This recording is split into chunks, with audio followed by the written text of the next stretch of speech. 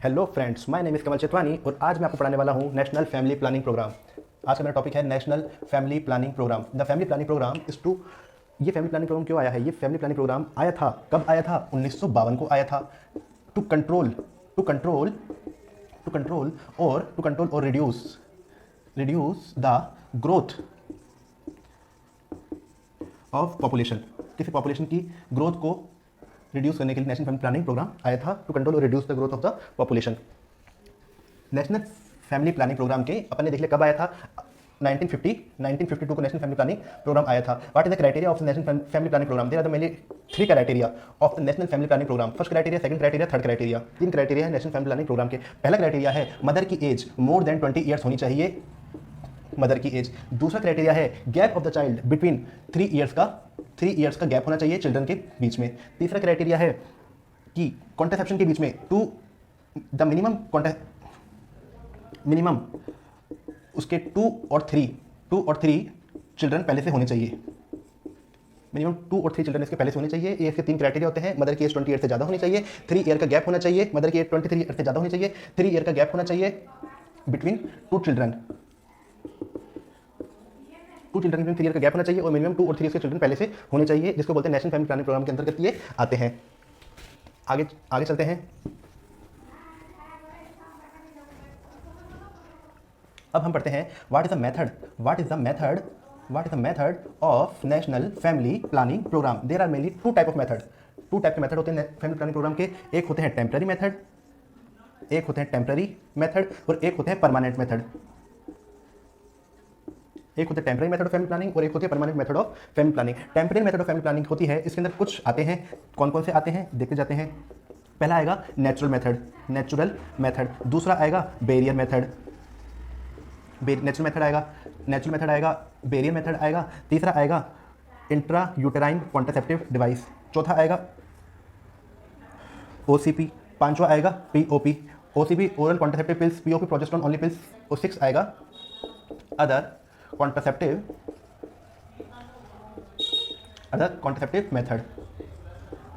6 number पे आएंगे। Temporary method है सारे, natural method, barrier method, IUCD, OCP, POP, other contraceptive method इसके अंदर आएंगे। जो परमानेंट होता है इसमें 2 टाइप के आते हैं। कौन कौन से आते हैं? एक तो ट्यूबेक्टोमी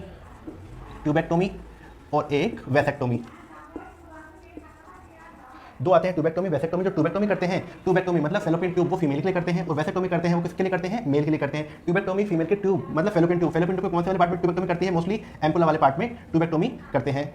वैसेक्टोमी करते हैं मेरे कौन से वाले पार्ट में? वास्ट डिफरेंस वाले पार्ट में ट्यूबेक्टोमी और वैसेक्टोमी की जाती है। वैसेक्टोमी करेंगे मेल के अंदर वास्ट डिफरेंस के अंदर, और ट्यूबेक्टोमी करेंगे फीमेल की अंदर फेलोपियन ट्यूब के एम्पुला के अंदर। अपन ट्यूबेक्टोमी वैसेक्टोमी करते हैं। अपन पढ़ते हैं temporary method, permanent method. Temporary method 5 type के, 6 टाइप होते हैं। परमानेंट मेथड 2 टाइप के होते हैं, ट्यूबेक्टोमी और वैसेक्टोमी। ये इसके टाइप होते हैं। अब अपन आज पढ़ेंगे natural method of family planning. अपन जो आपको पूरा फ्लो चार्ट पढ़ाया है मैंने आपको, इसमें अपन आज पढ़ेंगे natural method of family planning. Next है अपना natural method of family planning. Natural method of family planning इसके अंदर कौन कौन से आते हैं? इसके अंदर मेनली 3-4 प्रकार के आते हैं। कौन कौन से आते हैं? पहला आता है सेफ मेथड है ना, सेफ मेथड। दूसरा आता है कोइटस इंटरप्टस। तीसरा आता है basal body temperature.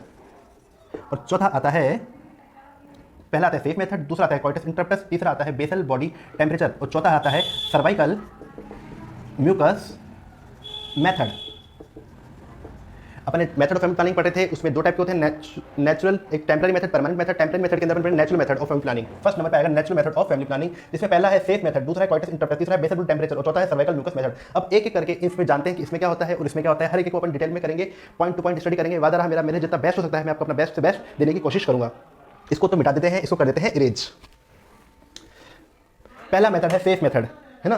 Safe method also known as, safe method का दूसरा क्या बोलते हैं? इसको बोलते हैं कैलेंडर मेथड। क्या बोलते हैं? Calendar method. सेफ मेथड का दूसरा नाम क्या होता है? कैलेंडर मेथड बोलते हैं। Safe method also known as calendar method, also known as rhythmic method. क्या बोलते हैं इसको? रिदमिक मेथड भी बोलते हैं। सेफ मेथड आ जाए, कैलेंडर मेथड आ जाए, रिदमिक मेथड आ जाए, तो होता है। इसमें किसके स्टडी की जाती है? इसमें मेंस्ट्रुअल साइकिल जो होती है, मेंस्ट्रुअल साइकिल के अंदर अपन जो ओवुलेशन से पहले और ओवुलेशन के बाद, ओवुलेशन कब होता है? 14 डेज पे ओवुलेशन होता है। ओवुलेशन से पहले और ओवुलेशन के बाद जो पीरियड होता है वो होता है अनसेफ, खतरे वाला पीरियड होता है वो, है ना। ओवुलेशन से पहले और ओवुलेशन के बाद जो पीरियड होता है अनसेफ पीरियड होता है। कई आ जाए क्वेश्चन कि अनसेफ पीरियड कौन सा होता है, 8 से लेकर 19 दिन के बीच में।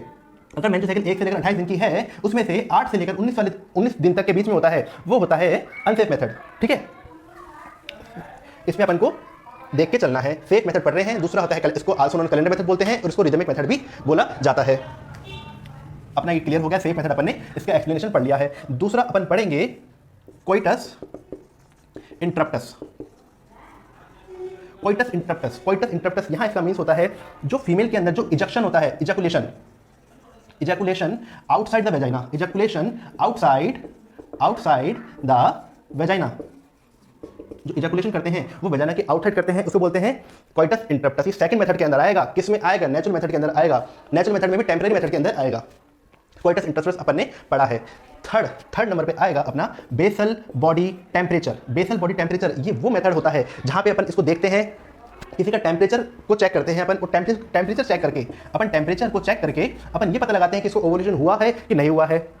अगर किसी का टेम्परेचर बड़ा होगा मतलब उसमें प्रोजेस्टेरोन का लिंक होता है, प्रोजेस्टेरोन, है ना। प्रोजेस्टेरोन टेम्परेचर को बढ़ाता है, ये ऐसा कहते हैं, है ना। अब क्वेश्चन ये है, टेम्परेचर जो अपन चेक करेंगे वो अपन कब करेंगे, मॉर्निंग में करेंगे टेम्परेचर फीमेल का चेक, इवनिंग में करेंगे, नाइट में करेंगे, या कब करेंगे, मॉर्निंग इवनिंग नाइट तीन होती है मेरे ख्याल से। तो अपन करते हैं मॉर्निंग के अंदर टेम्परेचर चेक करते हैं फीमेल का। अपन जब कॉन्ट्रासेप्शन पढ़ रहे हैं तो दो हार्मोन का अपन को पढ़ना बहुत जरूरी है, एक तो प्रोजेस्टेरोन और दूसरा एस्ट्रोजन, है ना। क्योंकि इसमें खेल क्या है, 14 डे वाला खेल है, 14 डे से पहले का और 14 डेज के बाद का इसमें है। इसमें 14 डेज का है अपना सिस्टम, एक बार देख लेते हैं। अपन को बेस समझा देता हूं मैं आपको। 14 डेज से पहले का और 14 डेज के बाद का अपन देखने हैं, जिससे अपन बेसल बॉडी टेम्परेचर अपने काम आएगा। ओवुलेशन कब होता है, 14 डेज पे होता है। प्रोजेस्टेरोन एस्ट्रोजन पढ़ते हैं, जो फॉलिकल स्टिमुलेटिंग हार्मोन होता है और एक ल्यूटिनाइजिंग हार्मोन होता है। जो फॉलिकल स्टिमुलेटिंग हार्मोन होता है ये किसको स्टिमुलेट करेगा, ओवेरी को स्टिमुलेट करेगा, और ये किसके लिए रिस्पॉन्सिबल है, एस्ट्रोजन के लिए। जबकि ल्यूटिनाइजिंग हार्मोन कार्पस लूटियम को स्टिमुलेट करता है, और ये किसके लिए रिस्पॉन्सिबल है, प्रोजेस्टेरोन के लिए। ठीक है, ल्यूटिनाइजिंग हार्मोन प्रोजेस्टेरोन के लिए है और फॉलिकल स्टिमुलेटिंग हार्मोन एस्ट्रोजन के लिए है। 14 डेज से पहले है, बिफोर 14 डेज से पहले प्रीडोमिनेंट हार्मोन कौन सा है, तो आंसर आएगा एस्ट्रोजन। और आफ्टर 14 डेज प्रीडोमिनेंट हार्मोन कौन सा है, तो आंसर आएगा प्रोजेस्टेरोन। ठीक है ना। अभी आपको जो बेसिक बॉडी टेम्परेचर मैंने आपको पढ़ाया है, फोर्थ में आपको पढ़ाऊंगा। अब ये इसकी जो मैंने आपको बेसिक बताया है वो अभी आगे इसमें लिंक कर पाओगे आप, कि कैसे ये आप कैसे इसमें रिस्पॉन्सिबल है, कौन सा हार्मोन है, क्या है, वो अपन आगे देखते हैं। तीसरा पढ़ा बेसिक बॉडी टेम्परेचर। चौथा पढ़ते हैं अपन इसके अंदर सर्वाइकल म्यूकस मेथड। क्वेश्चन ये है, cervical mucus method also known as, cervical mucus method को आल्सो नोन एज, उसको और क्या कहते हैं, इसको कहते हैं बिलिंग मेथड। क्या कहते हैं, बिलिंग मेथड।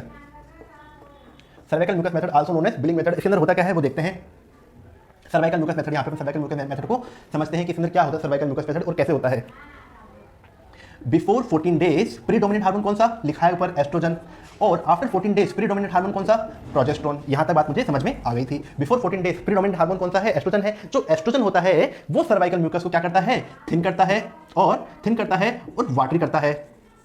सर्वाइकल म्यूकस को थिन करता है, किसको, सर्वाइकल म्यूकस को ये थिन करता है और वाटरी करता है। और आफ्टर 14 डेज कौन सा हार्मोन है, प्रोजेस्टेरोन है। ये सर्वाइकल म्यूकस को थिक करता है और इसका एंटी करता है। अपन फीमेल की वेजाइना के सर्विक्स के जो सिक्रेशन है उसको अपन इसको यू पकड़ेंगे और यू चेक करके अपन देख सकते हैं कि वो कितना स्कैंटी और थिक है और कितना वो वाटरी या थिन है। अगर थिन या वाटरी है तो अपन ये कह सकते हैं इसमें ओवुलेशन नहीं हुआ है, लेकिन थिक है तो अपन कह सकते हैं कि इसमें ओवुलेशन हो गया है, क्योंकि 14 डेज के बाद कंडीशन को शो करता है। Cervical mucus method also known as billing method कहते हैं। क्वेश्चन पे क्वेश्चन आए जा रहे हैं, आप सुनते जाइए, है ना। बेसल बॉडी टेम्परेचर और cervical mucus method, basal body temperature और सर्वाइकल म्यूकस मेथड, अगर ये दोनों आपस में मिल जाएं तो क्या बात हो जाए।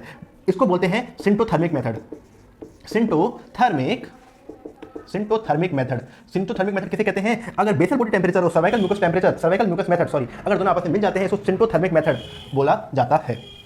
अपन पढ़ रहे हैं नेशनल, दोबारा आपको रिवाइज कराता हूं। अपन पढ़ते हैं नेशनल फैमिली प्लानिंग प्रोग्राम कब आया था, 1952 में आया था। 1952 में आया था। To control the growth of the population के लिए आया था। इसके क्राइटेरिया थे, 3 क्राइटेरिया थे। पहला क्राइटेरिया, मदर की एज 20 ईयर से ज्यादा होनी चाहिए। दूसरा criteria, gap of the children between 2 child is 3 years होना चाहिए। और तीसरा क्राइटेरिया, मदर के कम से कम 2 बच्चे और 3 बच्चे तो होने ही होने चाहिए, तभी अपन कंट्रासेप्टिव मेथड को अपन वो फॉलो करा पाएंगे। ये 2 टाइप के होते हैं, एक तो टेम्पररी होता है और एक परमानेंट होता है।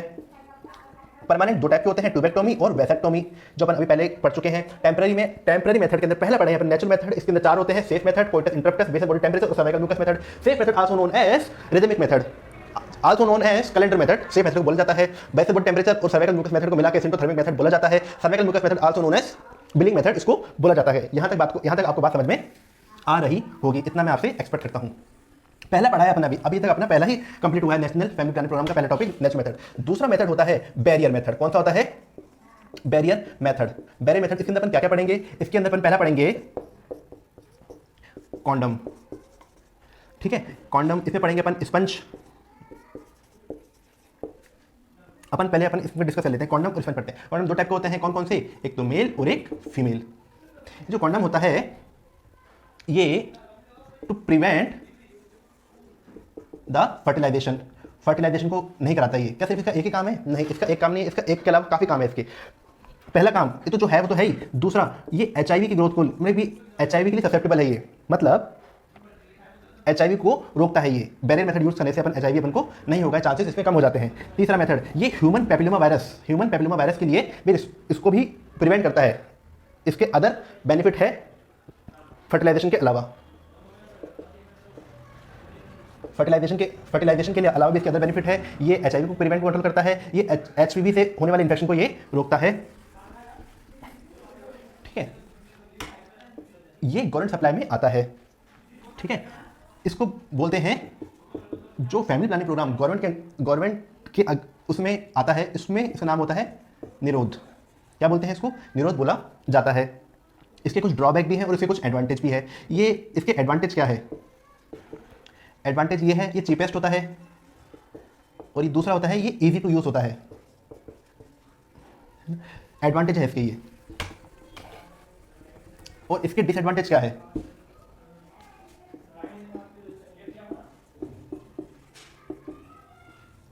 डिसएडवांटेज इसका ये है टू ब्रेकेज, ब्रेक हो जाता है ये, है ना। और ये एक्सीडेंटल प्रेगनेंसी कॉज कर सकता है। क्या कर सकता है ये? एक्सीडेंटल प्रेगनेंसी कॉज कर सकता है। कौन? कॉन्डम। इसको निरोध बोलते हैं। पहले इसके अंदर ये इसके फॉर्म के बना कैसे होता है? ये फॉर्म कैसे होता है? ये तो ये लेटेक्स से फॉर्म होता है, लेटेक्स रबड़ से होता है, लेकिन आजकल ये पॉलीविनाइल एथियोन का ये बना होता है, पॉलीविनाइल एथियोन का ये बना होता है, ठीक है। अब बात करते हैं इसकी फेलियर रेट की। फेलियर रेट से एक बात बताना चाहता हूं मैं आपको। जो फेलियर रेट होती है ये क्या, ये इसका कोई क्राइटेरिया होता है ना। अब फेलियर रेट को समझने के लिए अपन किसी फेलियर रेट जानना चाहते हैं, अपन कॉन्डम की फेलियर रेट जानना चाहते हैं, ठीक है। तो फेलियर रेट अपन किसी जानना, फेलियर रेट को क्या होती है, कैसे करते हैं, क्यों करते हैं, कब करते हैं, उसके बारे में थोड़ा अपन जानते हैं। The method in which to assess the failure rate of contraception, किसी भी कॉन्ट्रासेप्शन की फेलियर रेट को चेक करने के लिए, कॉन्ट्रासेप्शन चेक करने के लिए एक इंडेक्स होता है। क्या होता है? इंडेक्स होता है, जिसको अपन बोलते हैं पर्ल इंडेक्स। क्या बोला जाता है? पर्ल इंडेक्स बोला जाता है किसी कॉन्ट्रासेप्टिव की फेलियर को शो करने के लिए। पर्ल इंडेक्स होता है फेलियर रेट ऑफ कॉन्ट्रासेप्टिव, या अगर फेलियर रेट ऑप्शन में नहीं आता है to check the efficacy of contraception. Contraception की एफिकेसी को चेक करने के लिए अपन क्या करते हैं? पर्ल इंडेक्स का यूज में लेते हैं। पर्ल इंडेक्स की जो यूनिट होती है, पर्ल इंडेक्स की जो यूनिट होती है ये 100 वुमन ईयर होती है। पर्ल इंडेक्स चेक करने की यूनिट होती है। जो पर्ल इंडेक्स होता है, बात को जरा गौर से सुनिएगा, जो पर्ल इंडेक्स होता है इसमें सेम कॉन्ट्रासेप्टिव मेथड का यूज लेते हैं, 100 वुमेन पे यूज लेते हैं, 1 ईयर के लिए यूज में लेते हैं, वो फिर इसको चेक करते हैं। 3 बातें मेरे ध्यान रखिएगा। पर्ल इंडेक्स जो बन कर रहे हैं ये फेलियर रेट चेक कर रहे हैं, लेकिन जो फेलियर रेट चेक कर रहे हैं इसके लिए कॉन्ट्रासेप्शन होता है वो सेम होना चाहिए, वुमेन कितनी होनी चाहिए? 100 होनी चाहिए, और 1 ईयर के लिए अपन पर्ल इंडेक्स करते हैं। हर किसी का पर्ल इंडेक्स अलग अलग होता है। जिसका पर्ल इंडेक्स कम होगा वो उतना ही इफेक्टिव होगा, जिसका पर्ल इंडेक्स बढ़ा हुआ होगा वो उतना ही डिफेक्टिव होगा, जिसका पर्ल इंडेक्स कम होगा वो उतना ही इफेक्टिव होगा, जिसका पर्ल इंडेक्स बढ़ा हुआ होगा वो उतना ही डिफेक्टिव होगा। यहाँ तक बात आपको समझ में आ गई होगी। हर किसी का पर्ल इंडेक्स अलग अलग होता है, और पर्ल इंडेक्स अपन यहाँ पे जान लिया। अब हमें किसका जानने को आए थे? हम जानने आए थे कॉन्डम का। अगर कोई आइडियल है वो ढंग से यूज कर रहा है, उसको पता है, अपन अभी मेल कॉन्डम पढ़े हैं, है ना। कोई आइडियल है, अपन उसका पर्ल इंडेक्स कितना होगा? तो उसका पर्ल इंडेक्स होगा 5 से 20, ठीक है। लेकिन कोई आइडियल है, क्या है आइडियल है? मतलब वो ढंग से यूज कर रहा है, उसको पता है कि हाँ भाई इसको इस तरीके से यूज करते हैं। अगर आइडियल का कुछ आ जाए तो 9, 100 वुमेन ईयर, यूनिट लगाना ना भूलिएगा, 100 वुमेन ईयर इसका होता है 9, या अगर वैसे ही आएगा रेंज में आएगा 5 to 20 आ जाएगा पर्ल इंडेक्स कॉन्डम का, है ना। अपन को कुछ इंपॉर्टेंट पर्ल इंडेक्स याद रखने हैं। पर्ल इंडेक्स अपन को कुछ इंपॉर्टेंट पर्ल इंडेक्स अपन को याद रखने हैं। किस याद रखने हैं? कुछ इंपॉर्टेंट आपको बता रहा हूं, आपको वो 5-6 याद रखने हैं। सबसे पहले देखने अपन को ट्यूबेक्टोमी, फिर अपन देखेंगे वेसेक्टोमी, फिर हम पढ़ेंगे इंट्रायूटेरन कॉन्ट्रासेप्टिव डिवाइस, इसका देखेंगे, फिर अपन देखेंगे एलएनजी इंट्रायूटेरन कॉन्ट्रासेप्टिव डिवाइस, फिर अपन पढ़ेंगे इम्प्लांट, इम्प्लांट अपन को ट्यूबेक्टोमी का, वैसेक्टोमी का, आईयूसीडी का, एलएनजी का और इम्प्लांट का अपन को पल इंडेक्स याद रखना ही रखना है। इसमें से एक क्वेश्चन आ सकता है। ट्यूबेक्टोमी का होता है पल इंडेक्स 0.2, इसका होता है 0.1, आईयूसीडी का होता है 0.5, एलएनजी का होता है 0.2 और इम्प्लांट का होता है 0.05। ठीक है, 5 बताया है कौन कौन से, ट्यूबेक्टोमी का, वैसेक्टोमी का, आईयूसीडी का, एलएनजी का और इम्प्लांटेशन का। क्वेश्चन क्या आएगा वो सुनिएगा कान खोल के। Which contraceptive is the most effective contraceptive कौन सा होता है जिसका पल इंडेक्स कम होगा? पल इंडेक्स इन सब में सबसे कम किसका है? इम्प्लांट का आता है। पल इंडेक्स सबसे कम किसका आता है? इम्प्लांट आता है। इसको 5 स्टार क्वेश्चन लगा लीजिएगा, आज नहीं तो कल एग्जाम में टकराएगा ही टकराएगा। ठीक है, यहां तक आपको बात समझ में आ गई होगी। अपन पढ़ रहे थे इसका, ठीक है, इसको फैमिली प्लानिंग प्रोग्राम के अंदर इंक्लूड किया गया है ना। फीमेल कॉन्डम, अब मेल पढ़ लिया, अपन पढ़ते हैं फीमेल। जो फीमेल कॉन्डम होते हैं वो 3 टाइप के होते हैं, FC1, FC2 और FC3।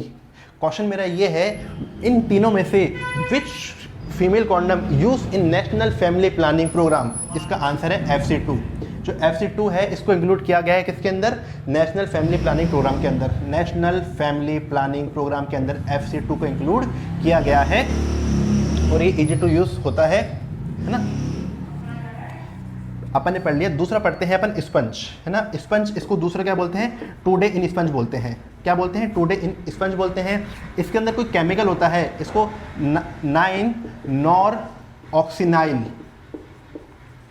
इस प्रकार का इसके अंदर केमिकल होता है और इसको 24 आवर तक इसको अपन रख सकते हैं इन द वेजाइना में इसको 24 आवर तक इसको रख सकते हैं 2 डे स्पंज को। और ये फैमिली प्लानिंग प्रोग्राम के अंदर इंक्लूड हुआ है, नेशनल फैमिली प्लानिंग प्रोग्राम के अंदर इंक्लूड हुआ है। अपन को देखना है किसी ने कौन कौन से इंक्लूड हुए हैं और कौन कौन से इंक्लूड नहीं हुए हैं। अपन बैरियर मेथड पढ़ रहे हैं, इसमें कॉन्डम पढ़ा, अपन स्पंज पढ़ा। तीसरा में पढ़ते हैं डायफ्राम, है ना।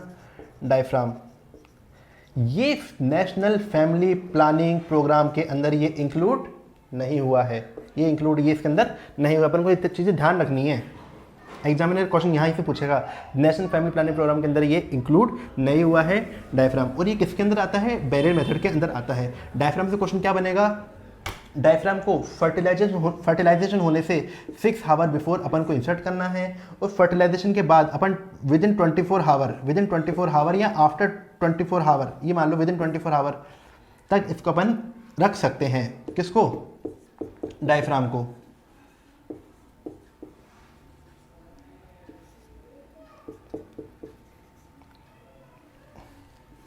विद इन, ये डायफ्राम को रख सकते हैं बिफोर कंसीव और 24 आवर तक रख सकते हैं आफ्टर फर्टिलाइजेशन।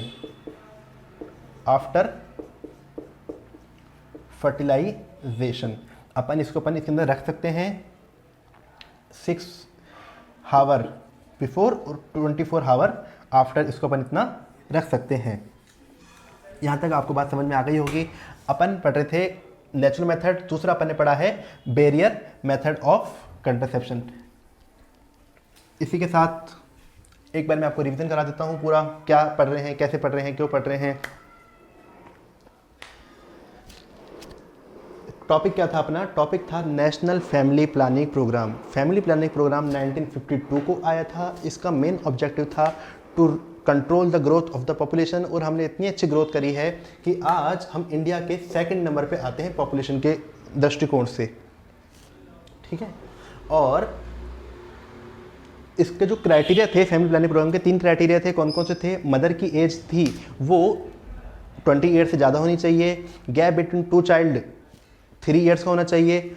तीसरा पॉइंट ये था कि मिनिमम 2 और 3 चाइल्ड इसके होने चाहिए। 2 मेथड होते हैं, टेम्पररी मेथड और permanent method. Temporary method reversible होता है, परमानेंट मेथड इरिवर्सिबल होता है।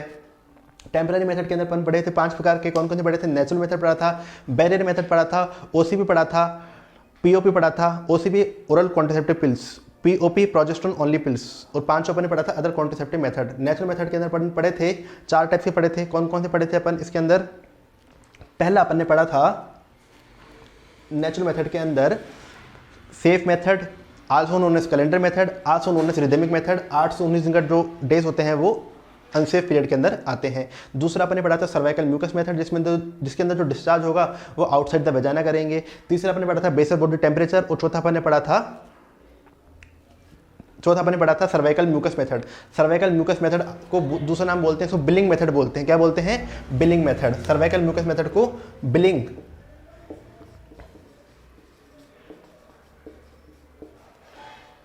सर्वाइकल म्यूकस मेथड को बिलिंग मेथड बोला जाता है। अपन ने इसमें ये देखा।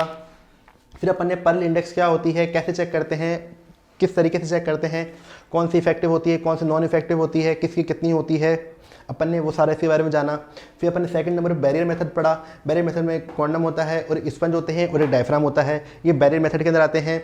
डायफ्राम को बैरियर मेथड के अंदर इंक्लूड नहीं किया गया है। अपन ने ये इसके अंदर देखे। और एक बात और बताता हूँ मैं आपको, जो कंडम होता है ये प्रिवेंट फ्रॉम फर्टिलाइजेशन, ये प्रिवेंट फ्रॉम HIV, ये prevent from PID, pelvic inflammatory disease को भी प्रिवेंट करता है ये, है ना। और prevent from HPV, human papilloma virus. Condom cervical cancer को भी प्रिवेंट करता है, HIV को भी प्रिवेंट करता है और फर्टिलाइजेशन को भी प्रिवेंट करता है। ये deposition of sperm in the vagina को प्रिवेंट करता है। टू बैरियर मेथड काम करता है ये, ठीक है। इसी के साथ आज मेरा पहला वीडियो था, ठीक है गाइस। तो धीरे धीरे कंडीशन के अकॉर्डिंग इसको इम्प्रूव किया जाएगा और थोड़ा इसमें सुधार किया जाएगा। Thank you so much.